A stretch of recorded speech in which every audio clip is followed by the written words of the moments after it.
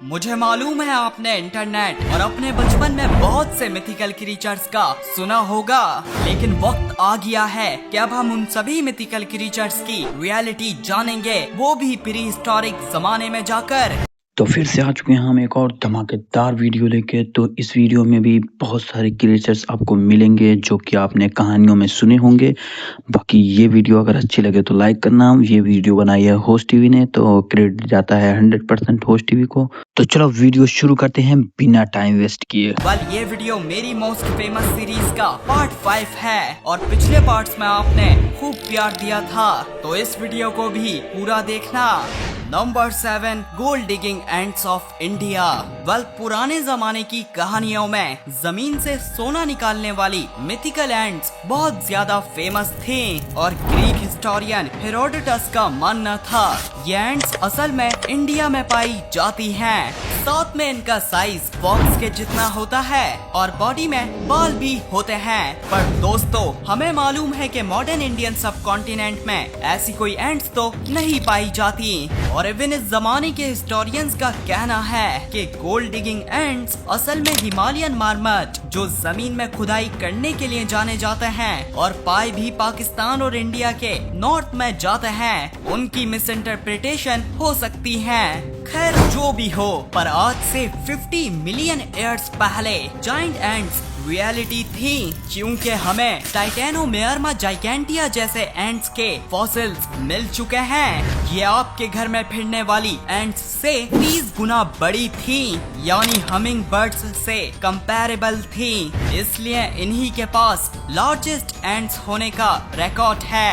Number 6, चूपा Kabra. अगर आप mythical animals की थोड़ी बहुत नॉलेज रखते हो तो चूपा काब्रा का नाम सुना ही होगा। ये मिथिकल एनिमल लाइव स्टॉक का खून चूसने के लिए जाना जाता है। साथ में चूपा काब्रा देखने में किसी बदसूरत डॉग की तरह दिखाई देते हैं और खून चूसते हुए भयानक सी आवाजें भी निकालते हैं। तो देखो चूपा काब्रा क्या है, इस बात में तो आज भी कंफ्यूजन है, लेकिन इसकी एक एक्सप्लेनेशन ये दी जाती है कि यूनाइटेड स्टेट्स के पोर्टो रिको आइलैंड जहां चूपा काब्रा का ओरिजिन हुआ था, तो वहां ऑस्ट्रेलिया के 2 थाइलासाइंस जो कैंगरूज जैसे एनिमल्स के रिलेटिव्स थे, उनका पेयर जू में रखने के लिए लाया जाने वाला था, पर गलती से ये पेयर भाग गया था और इनके बीच पैदा होने वाले बच्चे इन ब्रीडिंग की वजह से डिफॉर्मिटीज और बदसूरत से अपीयरेंस के साथ पैदा होने लगे। साथ में थाइलासाइन कार्निवोरस थे, इसलिए लाइव स्टॉक में भी यही अटैक करते होंगे। खैर बात रही चूपा काब्रा की भयानक आवाजों की, तो जरा थाइलासाइन की आवाज भी सुन लीजिए।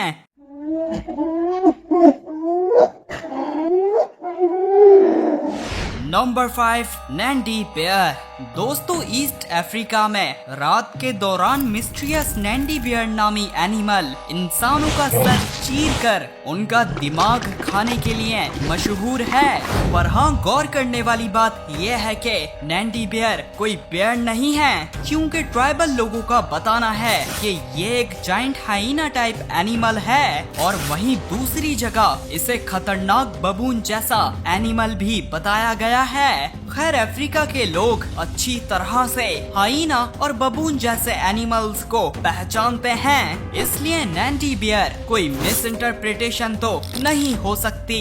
इसी वजह से अगर पहली एक्सप्लेनेशन में बिलीव किया जाए तो पॉसिबल है नैंडी बेयर एक्सटिंक्ट हुए जाइंट शॉर्ट फेस्ड हाइनास हो सकते हैं। ये मॉडर्न हाइनास से कहीं गुना बड़े और खतरनाक थे। बाकी बात रही दूसरी एक्सप्लेनेशन की, तो नैंडी बेयर एक्सटिंक्ट हुए डायनोपिथिकस जैसे एप्स की आखिरी पॉपुलेशन भी हो सकते हैं। और अगर मैं बोलूं इनसे खौफनाक एप इस दुनिया में नहीं आया तो ये गलत नहीं होगा।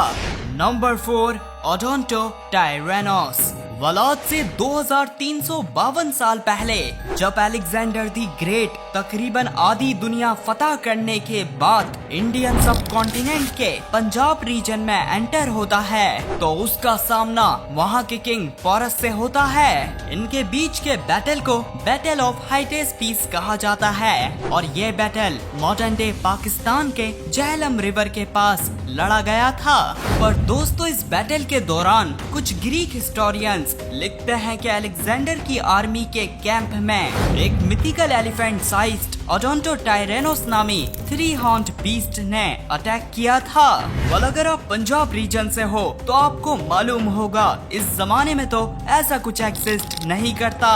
लेकिन दोस्तों मेरा ख्याल है कि ये मिथिकल एनिमल सिवाथेरियम हो सकते हैं क्योंकि ये एनिमल भी साइज में एलिफेंट के जितने थे और इनके भी बड़े बड़े हॉर्न्स हुआ करते थे।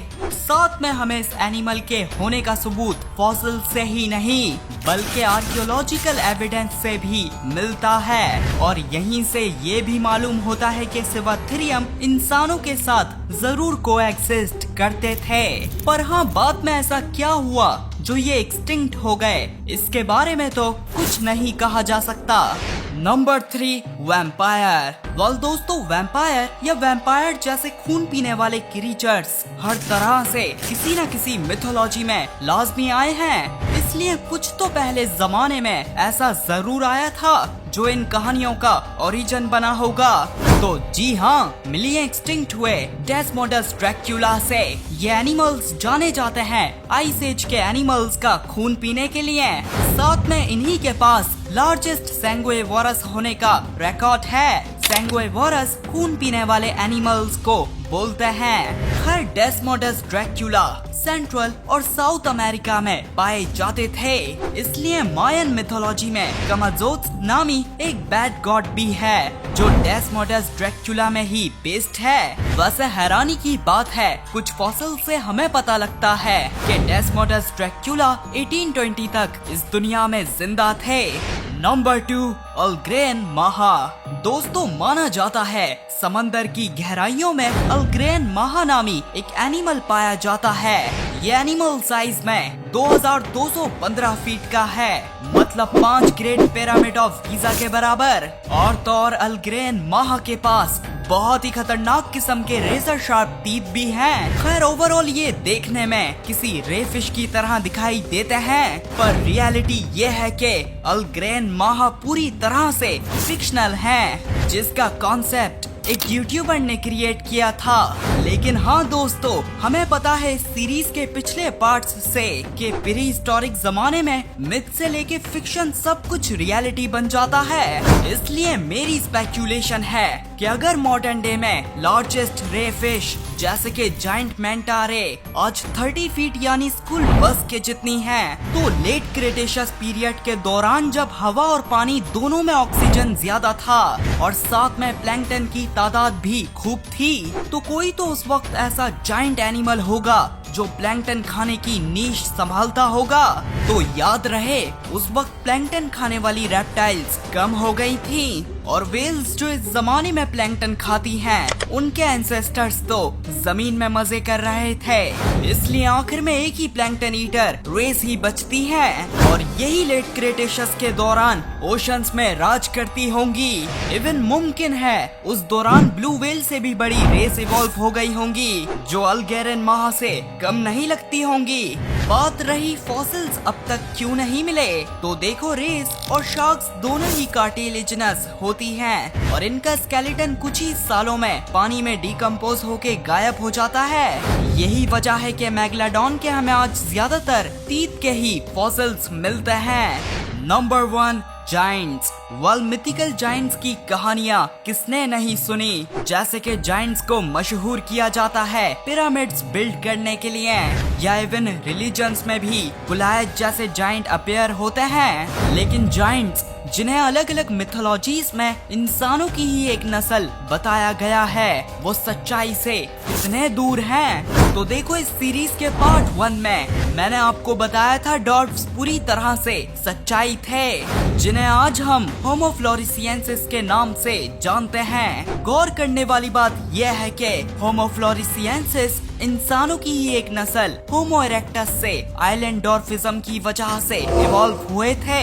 इसलिए ये फिनोमिनन उल्टा होके आइलैंड जाइगेंटिज्म में भी बदलता है और उसी से इंसानों की पहले जमाने में कोई जाइंट नस्ल इवॉल्व होना बड़ी बात नहीं होगी। खैर, क्या ऐसा कुछ होने का सबूत भी है? तो जी हाँ, हमारे पास जाइंट ऑफ कैसलनॉ नामी कुछ फॉसिलाइज्ड बोन्स हैं। इन बोन्स से मालूम होता है इंसानों की ये अननोन स्पीशीज 11.6 फीट तक लंबी थी, तकरीबन 2 एवरेज मॉडर्न इंसानों के बराबर। साथ में ये हड्डियां नियोलिथिक पीरियड की हैं। इसका मतलब जाइंट्स इंसानों के साथ शायद वाकई में कोएग्जिस्ट करते थे। खैर, ये राज तभी पता चलेगा जब हमें जाइंट ऑफ कैसलनॉ जैसी मजीद फॉसिलाइज्ड बोन्स मिलेंगी। ये वीडियो आपको कैसी लगी कमेंट करके ज़रूर बताएं। बाकी ऐसी ही वीडियोस के लिए हमारे चैनल को सब्सक्राइब करें और वीडियो अच्छी लगे तो वीडियो को लाइक कर दें। बाकी मिलते हैं नेक्स्ट वीडियो में, तब तक के लिए बाय।